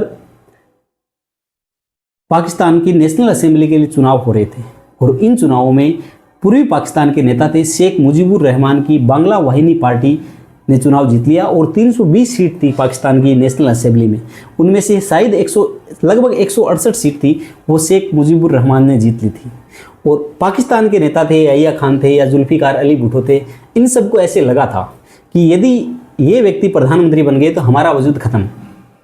तब उन लोगों ने शेख मुजीबुर रहमान को नज़रबंद करवा दिया और पूर्वी पाकिस्तान की जनता अर्थात आज के बांग्लादेश की जनता पे अत्याचार शुरू कर दिए सेना के द्वारा और वो लोग अपनी जान बचाने के लिए कहाँ आने लगे? भारत भागने लगे। भारत कहाँ आएंगे? भारत बांग्लादेश से सटे हुए जो राज्य हैं, भारत के नॉर्थ ईस्ट के राज्य वहाँ आने लगे। इसके अलावा अपने बंगाल है, पश्चिम बंगाल, यहाँ आने लगे। तो भारत में शरणार्थियों की संख्या बहुत बढ़ रही थी, एवं लगभग 80 लाख शरणार्थी आ चुके थे। अब भारत पे अंतर्राष्ट्रीय दबाव ये था कि भारत उन शरणार्थियों की सहायता करे और भारत के पास संसाधन सबको बताइए लिमिट है। तो ऐसी सिचुएशन में भारत की प्रधानमंत्री इंदिरा गांधी, अमेरिका के राष्ट्रपति थे उस टाइम रिचर्ड निक्सन के पास गए। रिचर्ड निक्सन के पास जाके बोले कि पाकिस्तान से आप बातचीत करो और पाकिस्तान से बातचीत करके जो वहाँ पर आम जनता पे पाकिस्तान की फौज है वो वहाँ पर अत्याचार कर रही है, उन अत्याचारों को रोकने में आप मदद करो ताकि भारत पे शरणार्थी बोझ कम हो और उन शरणार्थियों की घर वापसी हो सके। रिचर्ड निक्सन ने साफ साफ कह दिया कि भारत पाकिस्तान के किसी मामले में हस्तक्षेप नहीं करेगा, ये पाकिस्तान का आंतरिक मामला है और भारत ने यदि नाक घुसेड़ने की कोशिश की तो अमेरिका चुप नहीं बैठेगा। दोस्तों भारत की वो लेडी जिसके पास कितना आत्मबल रहा होगा, उन्होंने स्पष्ट 2 टूक शब्दों में निक्सन को बोला। उस समय भारत के पास इवन खाने के लिए अनाज तक नहीं था, भारत सैन्य दृष्टि से भी बहुत कमजोर था। उस समय भारत की प्रधानमंत्री इंदिरा गांधी ने स्पष्ट कह दिया रिचर्ड निक्सन को कि भारत अमेरिका को अपना मित्र समझता है, बॉस नहीं समझता है। भारत का हित किसमें है वो भारत की सरकार स्वयं तय करेगी, भारत की जनता के हितों के अनुसार तय करेगी। हम आपका आदेश मानने के लिए बाध्य नहीं है। और वहाँ से मैडम आ गए। उसके बाद 20 अगस्त 1971 को यूएसएसआर के राष्ट्रपति लियोनिड ब्रेजनेव के साथ भारत की 20 वर्षीय शांति और सहयोग संधि होती है, जिसमें यूएसएसआर, आज का रशिया, भारत को भरोसा दिलाता है कि यदि भारत पे किसी प्रकार का संकट आया तो इस संकट की घड़ी में यूएसएसआर भारत के साथ खड़ा रहेगा। और जब 1971 में 3 दिसंबर 1971 को जब पाकिस्तान ने भारत पे आक्रमण किया, 3 दिसंबर को भारत की सेना ने जवाबी कार्रवाई की ऑपरेशन ट्राइडेंट के तहत, तब अमेरिका ने धमकी दी कि यदि भारत ने युद्ध नहीं रोका, भारत पे युद्ध रोकने के लिए दबाव था कि यदि भारत ने युद्ध नहीं रोका तो अमेरिका अपना 7वां जहाजी बेड़ा जो कि हिंद महासागर में मौजूद था उसको बंगाल की खाड़ी की तरफ भेज रहा है और पाकिस्तान की सहायता करने के लिए तैयार हैं। तब यूएसएसआर के राष्ट्रपति का बयान आता है कि यूएसएसआर भी भारत के सहयोग के लिए अपना 40वां जहाजी बेड़ा बंगाल की खाड़ी में भेज रहा है।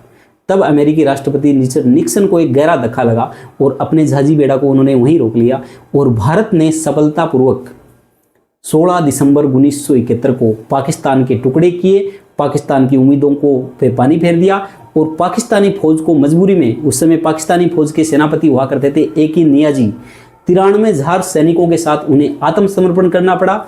और भारत की ये बहुत अंतर्राष्ट्रीय स्तर पे अमेरिका की भी छवि बहुत धूमिल हुई, पाकिस्तान की भी छवि धूमिल हुई और भारत की अंतर्राष्ट्रीय स्तर पर एक छाप थी या फिर गहरी साख है उसका वो वजूद में आया। ऐसी थी भारत की महिला प्रधानमंत्री जिनके आत्मबल और जिनके सख्त निर्णयों ने पाकिस्तान का विभाजन नहीं किया, दक्षिण एशिया में भारत की जो शक्ति है उस शक्ति का विस्तार भी किया और भारत को एक दक्षिण एशिया या हिंद महासागर के एक लीडर के रूप में भी पेश किया। तो ऐसे थे इंदिरा गांधी। तो इनके बारे में चर्चा करें तो इनका प्रधानमंत्री कार्य, इन्होंने 14 बैंकों का राष्ट्रीयकरण किया, 1971 बांग्लादेश की स्वतंत्रता में सहयोग दिया, 1971 में इन्हें भारत रत्न से भी नवाजा जा चुका है। 1971 का भारत पाकिस्तान के बीच तीसरा युद्ध हुआ, यहया खान पाकिस्तान के उस समय राष्ट्रपति थे। 1975 आपातकाल घोषित किया इन्होंने 25 जून 1975 से मार्च 1977 तक। 42वां संविधान शोधन किया जो 1976 में हुआ सरदार सरवण सिंह समिति की सिफारिश पर। इसे मिनी संविधान या इंदिरा संविधान भी कहा जाता है। 31 अक्टूबर 1984 को इनके अंगरक्षकों के द्वारा इनकी हत्या कर दी। दोस्तों, इन्होंने पाकिस्तान के साथ जो चीज़ें की वो तो आपने देखी, लेकिन इसने देश में आंतरिक लोकतंत्र को स्थापित करने या फिर बात करें देश में समाजवाद की स्थापना करने के लिए भी इन्होंने काम किए। क्या किया?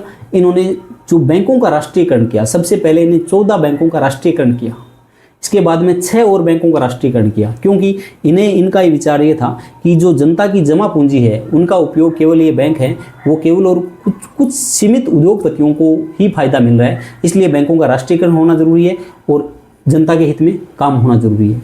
उसके बाद में अनुच्छेद 362 को खत्म करके इन्होंने राजा महाराजाओं का जो प्रीव्यू प्रस्ताव वो भी बंद कर दिया था। इसके अलावा इन्होंने किया दोस्तों 1975 में 20 सूत्री कार्यक्रम चलाया। 20 का चलता है, वो पहले 10 सूत्री कार्यक्रम था, उसके बाद में 15 सूत्री हुआ, वर्तमान में वो 20 सूत्री कार्यक्रम है जिसका अध्यक्ष राज्य में मुख्यमंत्री होते हैं, तो वो चलाए थे। इसके अलावा इन्होंने क्या किया? इसके अलावा इन्होंने जो आपातकाल लगाया, ये इनके जो राजनीति पे वो काला धब्बा है। आपातकाल 25 जून 1975 को देश में आंतरिक गड़बड़ी के आधार पर इन्होंने क्या लगाया? आपातकाल लगा दिया था, जो कि 2 साल आपातकाल चला, जिसमें कुछ ऐसे आरोप भी लगाए जाते हैं कि इन्होंने अपनी कुर्सी को बचाने के लिए आपातकाल लगाया, अपने राजनीतिक विरोधियों को इन्होंने जेल में डाल दिया, ऐसी सारी बातें चलती है। उसके बावजूद इंदिरा गांधी ने देश में समाजवाद के लिए बहुत से काम किए थे। और अमृतसर का जो स्वर्ण मंदिर है दोस्तों, अमृतसर का जो स्वर्ण मंदिर है वहाँ पर आतंकवादियों का कब्जा हो गया था। General Singh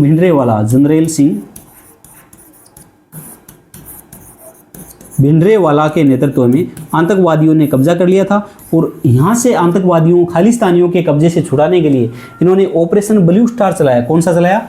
operation blue star चलाया, जो कि जून 1984 में 4 से 6 जून 1984 को चलाया गया। और उसमें नुकसान ये हुआ, स्वर्ण मंदिर को भी क्षति पहुंची। इससे सिख समुदाय इनसे नाराज हो गया और सिख समुदाय नाराज होने से क्या हुआ, इन्हीं के अंगरक्षकों बेअंत सिंह और सतवंत सिंह, 2 इनके अंगरक्षक थे, इनके द्वारा इंदिरा गांधी की 31 अक्टूबर 1984 को इनके निजी आवास प्रधानमंत्री आवास पे इनकी क्या कर दी गई? हत्या कर दी गई। तो एक ऐसी महिला जो कि इनको 1971 का युद्ध ये जीते थे, उस समय विपक्ष के नेता अटल बिहारी वाजपेयी, जिन्होंने इनको इंदिरा नहीं ये दुर्गा है, दुर्गा का भी इनको उपाधि दे दी गई थी। तो ये सब चीज़ें थी। हालांकि जो सत्ता है वो व्यक्ति को भ्रष्ट कर देती है और पूर्ण सत्ता पूर्ण रूप से भ्रष्ट कर देती है। तो इंदिरा गांधी भी इनका कोई अपोजिट वो उदाहरण अपवाद नहीं है। मोरारजी देसाई जनता पार्टी के नेता थे। प्रधानमंत्री काल 24 मार्च 1977 से लेकर 28 जुलाई 1979 तक प्रथम गैर कांग्रेसी प्रधानमंत्री हैं। इस्तीफा देने वाले प्रथम प्रधानमंत्री हैं। पाकिस्तान का सर्वोच्च नागरिक सम्मान निशान पाकिस्तान इन्हें मिल चुका है। 1978 में वाजपेयी पहले भारतीय बने जिन्होंने संयुक्त राष्ट्र संघ में हिंदी में भाषण दिया। ये इन्हीं की काल की बात है। अब बात आती है कि मोरारजी देसाई भारत के प्रधानमंत्री बने थे, भारत के पहले गैर कांग्रेसी प्रधानमंत्री, और भारत के पहले गैर कांग्रेसी प्रधानमंत्री होने के साथ साथ ये एक ऐसे व्यक्ति हैं जो व्यक्तिगत लाइफ में इनसे सीखा जा सकता है। हालांकि इनका जो प्रशासनिक काल था, इनका प्रधानमंत्री का कार्यकाल था, वो बहुत ज़्यादा अच्छा रहा नहीं, क्योंकि विदेश नीति को इन्होंने बहुत ज़्यादा ढुलमुल बना दिया था। आप देख रहे हो कि इनको पाकिस्तान का सर्वोच्च सम्मान निशान पाकिस्तान मिला हुआ है, क्योंकि इनकी विदेश नीति ज़्यादा ठीक नहीं थी, वरना पाकिस्तान का सर्वोच्च सम्मान इन्हें क्यों मिलता। खैर वो एक बात अलग है। दोस्तों, ये आज़ादी के बाद में कांग्रेस पार्टी में नेहरू जी के बाद में नंबर 2 के कैंडिडेट थे, और जैसे ही नेहरू जी की मृत्यु हुई तब इनको लगा, और सभी मान के बैठे थे कि मोरारजी देसाई प्रधानमंत्री बनेंगे, इनको भी लगा। लेकिन हुआ क्या, उस समय कांग्रेस पार्टी में सिंडिकेट के नेताओं की चलती थी, और सिंडिकेट के नेताओं में मोरारजी देसाई भी शामिल थे। तमिलनाडु के कामराज भी शामिल थे, एस निजलीगंपा भी शामिल थे, एस के पाटिल भी शामिल थे, अतुल्य घोष भी शामिल थे। ये कुछ ऐसे नेता थे कांग्रेस पार्टी के वरिष्ठ और कांग्रेस पार्टी के ताकतवर नेता, जो कांग्रेस पार्टी में कोई भी निर्णय होता था वो इन्हीं नेताओं की सह पे होता था। तो इन नेताओं को लगा कि यदि मोरारजी देसाई प्रधानमंत्री बन गया तो हमारी पूछ खत्म हो जाएगी, क्योंकि मोरारजी देसाई वो व्यक्ति है जिनको लंबे समय का राजनीतिक अनुभव, लंबे समय का प्रशासनिक अनुभव, और हम सिंडिकेट नेताओं को दरकिनार करके एक स्वतंत्र रूप से प्रधानमंत्री के रूप में काम करेगा। तो उन्होंने उनकी नज़रों में, जो सिंडिकेट के नेता थे, उनकी नज़रों में कमज़ोर से व्यक्ति को प्रधानमंत्री बनाना था। तो उन्होंने कमज़ोर से व्यक्ति को किसको देखा? लाल बहादुर शास्त्री को देखा कि ये व्यक्ति कमज़ोर है, इसको बनाते हैं, अपने कहेंगे वैसे कर लेगा। लेकिन उन्होंने ये समझने में भूल की कि ये व्यक्ति शरीर से कमज़ोर है। आत्मबल से भारत के सभी प्रधानमंत्रियों में सबसे मजबूत व्यक्ति थे वो लाल बहादुर शास्त्री थे, और लाल बहादुर शास्त्री को बनाने के बाद में उनको एहसास हुआ कि यार ये वो व्यक्ति है जो पाकिस्तान के दांतों तने चबा दिए इस आदमी ने, लाहौर तक भारत की सेना पहुंच गई थी। ये सब चीज़ें उस आदमी ने किया है। दोस्तों, उस समय मोरारजी देसाई को गहरा धक्का लगा कि लाल बहादुर शास्त्री कैसे बन गए, लेकिन जल्द ही 10 जनवरी 1966 को लाल बहादुर शास्त्री जी का देहांत हो गया। तब मोरारजी देसाई एक बार फिर एक्टिव हुए कि अब तो मेरा नंबर आएगा, क्योंकि मेरे से ज़्यादा सीनियर कौन है, सबसे पार्टी का सीनियर मोस्ट नेता तो मैं ही हूँ। अब फिर सिंडिकेट के नेता एक्टिव हुए और उन्हें लगा कि यदि मोरारजी देसाई को बना दिया गया तो फिर हमारी पूछ खत्म हो जाएगी। तो इस बार उन्होंने एक कमज़ोर सी नेता को पकड़ के लाए, और वो थे गूंगी गुड़िया, जिसको राम मनोहर लोहिया और कांग्रेस के अधिकतर नेता गूंगी गुड़िया कहते थे, जो कि स्वतंत्रता आंदोलन में एक्टिव थी लेकिन ज़्यादा बोलती नहीं थी। दोस्तों, वो थी भारत के पहले प्रधानमंत्री जवाहरलाल नेहरू की बेटी इंदिरा गांधी, जिसको बहुत ज़्यादा लंबा अनुभव नहीं था। हालांकि वो सूचना प्रसारण मंत्री रह चुकी थी, कांग्रेस की अध्यक्ष भी रह चुकी थी, लेकिन ज़्यादा अनुभव नहीं था। सिंडिकेट के नेताओं को लगा कि हम इसको बना देते हैं और अपने कहे अनुसार चलेगी। लेकिन हालांकि आगे चलकर 1969 में आप देखते हो इसी इंदिरा गांधी ने सिंडिकेट के नेताओं का राजनीतिक करियर खत्म कर दिया। लेकिन मोरारजी देसाई 1966 में ठान चुके थे कि मैं इंदिरा गांधी को हरा दूंगा, ये कल की छोकरी, ये क्या मेरे सामने क्या चुनाव लड़ेगी। तो कांग्रेस पार्टी में बहुमत प्राप्त दल के नेता को लेकर या प्रधानमंत्री को लेकर चुनाव हुए, और कांग्रेस का जो संसदीय गुट था उसमें चुनाव हुए, उसमें इंदिरा गांधी जीत गई, क्योंकि इंदिरा गांधी को समर्थन किसका था? सिंडिकेट के नेताओं का था। मोरारजी देसाई को समर्थन किसका नहीं था?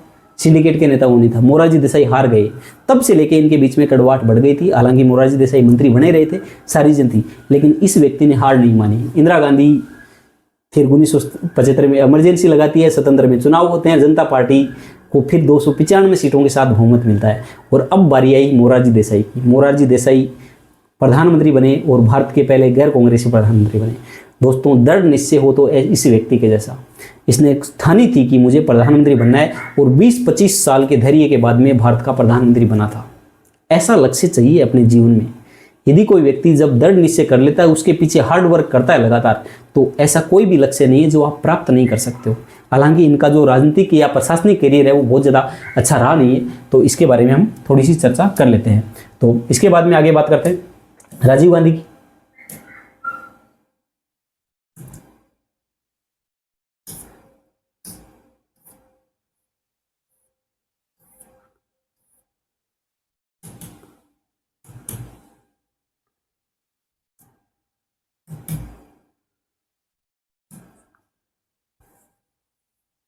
इसके बाद बात करते हैं हम राजीव गांधी की। राजीव गांधी का कार्यकाल था 31 अक्टूबर 1984 2 दिसंबर 1989 रहा। 40 वर्ष की अल्प आयु में पीएम बन गए थे। भारत के सबसे कम आयु के प्रधानमंत्री रहे।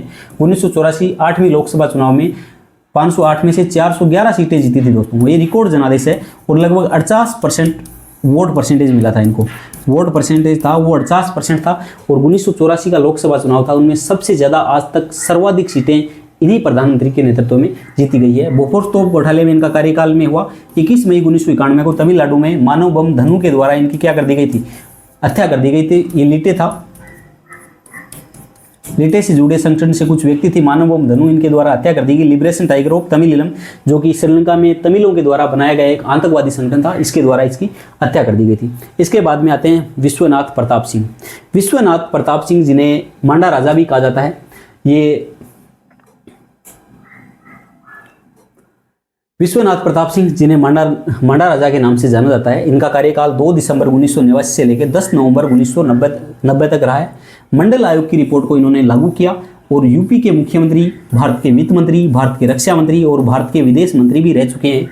अब क्या हुआ दोस्तों, 1978 में जो मोरारजी देसाई की सरकार थी, जनता पार्टी की सरकार थी, उन्होंने बिहार के पूर्व मुख्यमंत्री बिंदेश्वरी प्रसाद मंडल की अध्यक्षता में मंडल आयोग का गठन किया गया, जिसका उद्देश्य ये था कि ओबीसी जातियों की स्थिति को ज्ञात करना था कि ओबीसी जातियों का पिछड़ापन कितना है, उनको क्या सुविधाएं देनी चाहिए। क्योंकि भारत के संविधान में कहा गया है कि राष्ट्रपति समय समय पे क्या करेंगे, एक पिछड़ा वर्ग आयोग का गठन करेंगे और पहला पिछड़ा वर्ग आयोग है जिसको 1955 में डॉक्टर राजेंद्र प्रसाद ने गठित किया था, जो कि काका कालेलकर आयोग था। उसके बाद में दूसरा ओबीसी आयोग था या पिछड़ा वर्ग आयोग था, वो बीपी मंडल की अध्यक्षता में। बीपी मंडल ने अपनी रिपोर्ट में कहा कि भारत में लगभग ओबीसी जातियों की संख्या 55% है और इनको सेंट्रल गवर्नमेंट की नौकरियों में इनका प्रतिनिधित्व बहुत कम है। यदि सरकार इनकी स्थिति में सुधार चाहती है तो इनको लगभग 27% आरक्षण दे दो। कितना? केंद्र की नौकरियों में 27% आरक्षण की बात कही, लेकिन इनकी रिपोर्ट आई तब तक जनता पार्टी की सरकार चली गई थी और उसके बाद में रिपोर्ट ठंडे बस्ते में चली गई। अब जनता पार्टी की सरकार दोबारा आती है। कब आती है? 1989 से 90। और बात क्या होती है दोस्तों, बात ये होती है कि वीपी सिंह क्या करते हैं, 1990 में ओबीसी को क्या करते हैं, ओबीसी को आरक्षण देते हैं। ओबीसी को सेंट्रल गवर्नमेंट की नौकरियों में 27% आरक्षण देते थे। उस समय जनता पार्टी की सरकार को बहुमत किसका था? बीजेपी का बहुमत था और बीजेपी के पास उस टाइम 86 के समथिंग लोकसभा की सीटें थी।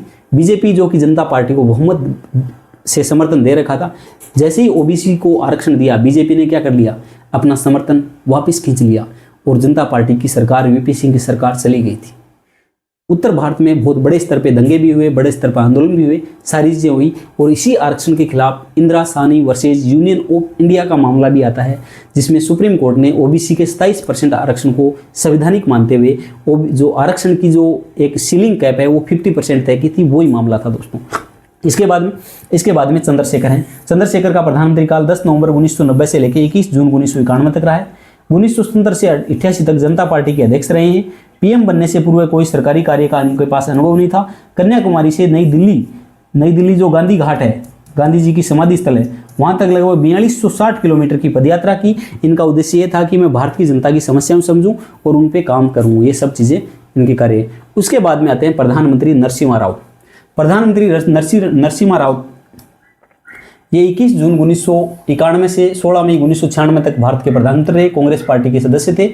भारत में आर्थिक उदारीकरण की नीति लाने वाले प्रधानमंत्री हैं। पीएम बनते समय संसद के सदस्य नहीं थे। आंध्र प्रदेश के मुख्यमंत्री थे। विदेश मंत्री रह चुके हैं, रक्षा मंत्री रह चुके हैं, भारत के गृह मंत्री रह चुके हैं। दोस्तों, भारत के सभी प्रधानमंत्रियों में सबसे अधिक पढ़े लिखे प्रधानमंत्रियों में शामिल हैं। सबसे अधिक भाषाओं के जानकार, लगभग 14 से 15 भाषाएं जानते थे। पीवी नरसिम्हा राव ऐसे व्यक्ति हैं जो कभी इनके बारे में कहा जाता है, कभी ये लोकसभा की टिकट मांगने गए थे तो इनको टिकट नहीं मिली थी कांग्रेस पार्टी से, और फिर आगे चलकर यही व्यक्ति कांग्रेस पार्टी से क्या बनते हैं, भारत के प्रधानमंत्री बनते हैं। इनके समय 1991 में भारत के सामने बीओपी संकट आया था। बीओपी संकट क्या है? Balance of payment. भारत के पास अंतर्राष्ट्रीय व्यापार करने के लिए यूएस डॉलर की भारी कमी आ गई थी। लगभग 2-3 सप्ताह का डॉलर अपने पास बचा था, फॉरेक्स रिजर्व बोलते हैं जिसको। लेकिन इनके काबिल वित्त मंत्री डॉक्टर मनमोहन सिंह की सलाह के अनुसार इन्होंने एलपीजी अपनाने की राह देखी और वित्त मंत्री मनमोहन सिंह की सलाह अनुसार भारत ने इन्हीं की काल में LPG लेके आए, लिबरलाइजेशन, प्राइवेटाइजेशन, ग्लोबलाइजेशन, उदारीकरण, निजीकरण और वैश्वीकरण की नीति अपनाई। और भारत ने जो इंस्पेक्टर रूल था उसको समाप्त करते हुए उदारीकरण किया। अपनी जो सार्वजनिक संपत्तियां POCs है उनको गवर्नमेंट ने निजी हाथों में देना शुरू किया और वैश्विक प्रतिस्पर्धा में कदम रख लिया। ये इन्हीं के काल की बात है दोस्तों, ठीक है। तो ये भारत के नरसिम्हा राव एक ऐसे प्रधानमंत्री थे जिनके काल में भारत में आर्थिक संकट आया था। इसके बाद में अटल बिहारी वाजपेयी भारत के प्रधानमंत्री, ये 1924 से 2018 तक रहे हैं, भारतीय जनता पार्टी के सदस्य रहे। दोस्तों भारत का स्वतंत्रता आंदोलन था, इसमें भी ये 1942 का भारत छोड़ो आंदोलन था, उसमें इन्होंने भाग लिया था। और भारत की पहली संसद से लेकर लगातार ये भारत के 2000 जब लास्ट 2013-14 तक ये भारत संसद के क्या थे, सदस्य थे। अटल बिहारी वाजपेयी लगभग 9 बार लोकसभा के सदस्य रहे और लगभग 2 बार राज्यसभा के सदस्य रह चुके हैं। ये 3 बार प्रधानमंत्री रहे, तीनों बार गठबंधन सरकार NDA का इन्होंने क्या किया, नेतृत्व किया। लोकसभा में 9 बार, राज्यसभा में 2 बार निर्वाचित हुए। 11 व 13 मई को भारत ने दूसरी बार परमाणु परीक्षण किया था। फरवरी 1999 में बस से पाकिस्तान की यात्रा की, जिसको आप बोलते हैं बस डिप्लोमेसी। तो अब क्वेश्चन आपसे पूछ लिया जाए कि बस डिप्लोमेसी किस प्रधानमंत्री काल की थी, तो ये अटल बिहारी वाजपेयी जी काल थी। जुलाई 1999 में कारगिल वॉर चला, ऑपरेशन विजय चलाया और 26 जुलाई को हम कारगिल विजय दिवस मनाते हैं। 13 दिसंबर 2001 को संसद पर हमला हुआ और आतंकवादियों के खिलाफ ऑपरेशन पराक्रम इनके द्वारा चलाया गया था। 25 दिसंबर को इनका जन्म दिवस पर सुशासन दिवस, गुड गवर्नेंस डे के रूप में मनाया जाता है। भारत रत्न से सम्मानित हो चुके हैं। 1978 में पहले भारतीय जिन्होंने UN को हिंदी में संबोधित किया था। इसके बाद तो अभी वर्तमान प्रधानमंत्री वो हिंदी में ही भाषण देते हैं। तो ये सब चीज़ें इनके काल की थी। इनके काल में भारत ने परमाणु परीक्षण किया। हालांकि पहली बार परमाणु परीक्षण 1974 में इंदिरा गांधी के काल में हो चुका था, लेकिन इनके काल में जो परमाणु परीक्षण हुआ था वो बहुत ही अपने मायनों में खास था। इसके बाद में आते हैं प्रधानमंत्री SD देवगौड़ा। SD देवगौड़ा कार्यकाल है 1 जून 1996 से 21 अप्रैल 1997। PM बनते समय कर्नाटक विधानसभा के सदस्य थे, बाद में राज्यसभा सदस्य बने। 1975 सिंध के आपातकाल के दौरान जेल में बंद थे और 1994 में कर्नाटक के मुख्यमंत्री बने थे। इसके बाद में इंद्र कुमार गुजराल, ये जनता दल से थे। प्रधानमंत्री काल ये 21 अप्रैल 1993 से 19 मार्च 1998। PM बनने से पहले भारत के विदेश मंत्री भी रहे। 1976 से 80 तक सोवियत संघ में भारत के राजदूत रहे। बहुत अच्छे प्रशासक थे। राष्ट्रीय व अंतर्राष्ट्रीय मामलों में थिएटर लेखन व समीक्षा करते थे। ये जब भारत के विदेश मंत्री थे उस दौरान इन्होंने गुजराल डॉक्ट्रिन भी पेश किया था। गुजराल डॉक्ट्रिन ये था कि भारत अपने जो पड़ोसी देश हैं, छोटे राष्ट्र हैं, उनको एक तरफा रियायत देगा और उनके हित में काम करेगा। भारत उनको मतलब बड़े भाई के बिग ब्रदर के रूप में यहाँ पर काम करेगा। ये सब चीज़ें। अब आते हैं दोस्तों भारत के सबसे काबिल प्रधानमंत्री डॉक्टर मनमोहन सिंह जी। डॉक्टर मनमोहन सिंह जी 22 मई 2004 से लेकर 26 मई 2014 तक भारत के ऐसे प्रधानमंत्री रहे हैं जिन पे हमेशा ये आरोप लगते रहे हैं कि ये साइलेंट प्रधानमंत्री हैं।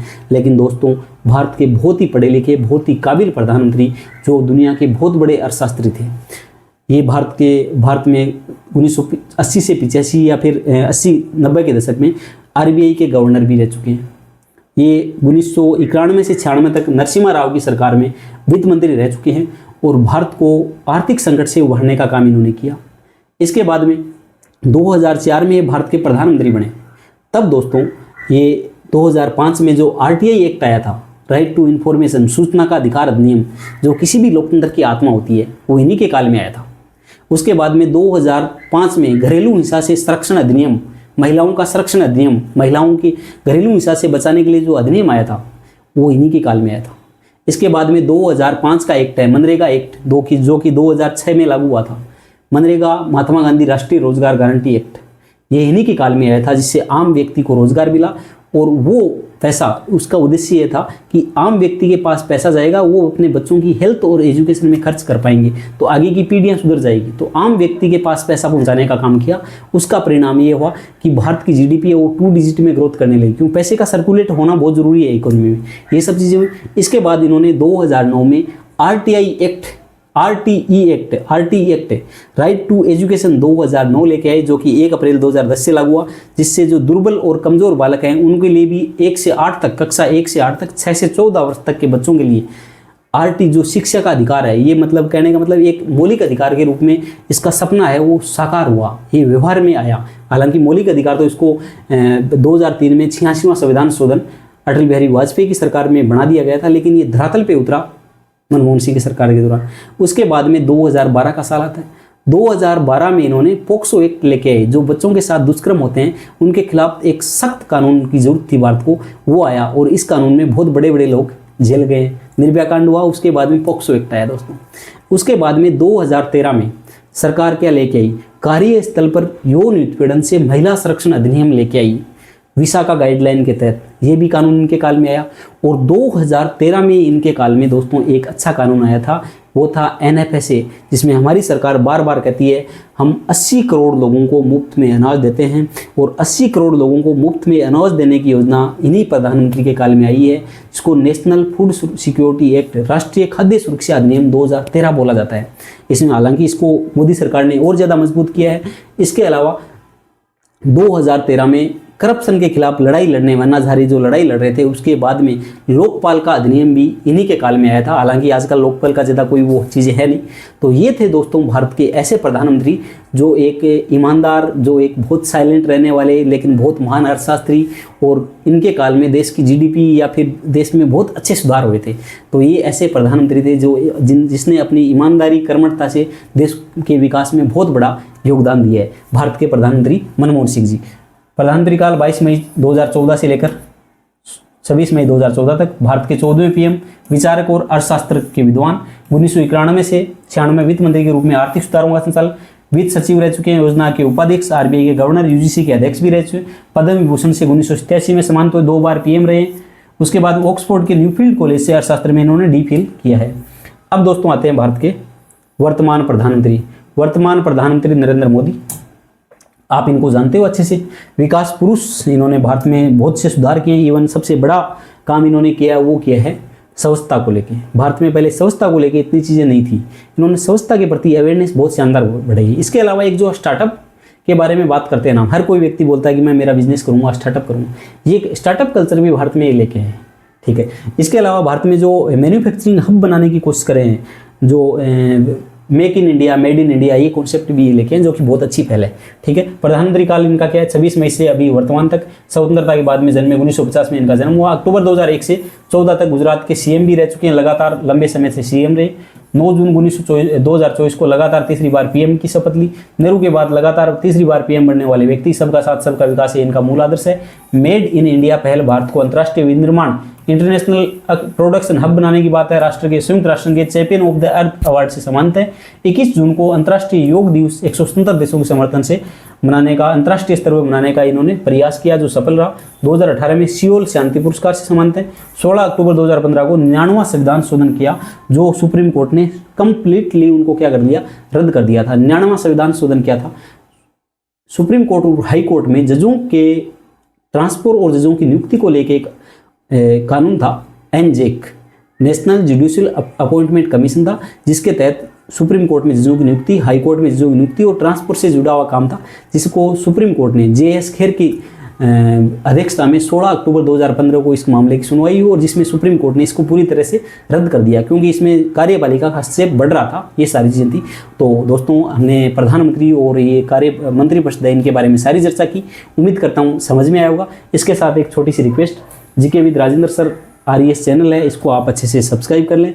ये लेक्चर है, ये 2nd grade school lecturer, political science या फिर रीट है, उन सब भर्तियों के लिए बहुत ही इंपॉर्टेंट है दोस्तों। रीट है, चाहे 2nd ग्रेड हो